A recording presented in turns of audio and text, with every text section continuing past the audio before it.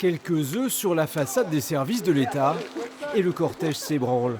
À pied, en tracteur, cette centaine d'agriculteurs est venue de tout le département battre le pavé de Laon. Les manifestants se disent déboussolés et inquiets pour l'avenir de leur profession.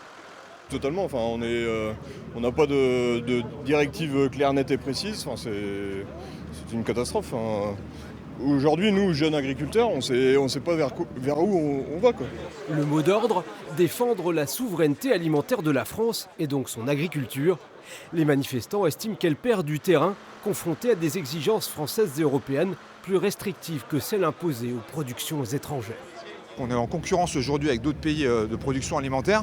On demande qu'on soit sur les mêmes normes. Il y a eu une promesse qui a été faite par les pouvoirs publics justement de ne pas remettre de surtransposition, à savoir mettre donc des règles spécifiques en France. Et finalement, on se rend compte que ça a été annoncé il y a quelques mois et puis derrière, on revient dessus immédiatement. Donc on voudrait avoir un discours de clarté qu'on n'a pas du tout. La mobilisation a été lancée pour répondre à un appel national.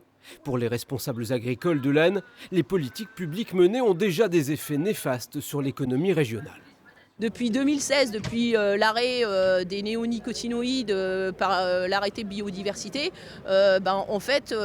chaque année, notre balance commerciale des Hauts-de-France, qui était positive avec l'industrie agroalimentaire, perd chaque année l'équivalent, là on en est arrivé cette année, à l'équivalent de 5 entreprises agroalimentaires de 250 millions de chiffre d'affaires. Une délégation a été reçue en préfecture. Parmi la longue liste de revendications des agriculteurs, le maintien d'une dérogation pour éviter les 4% de jachères obligatoires demandés par l'Europe.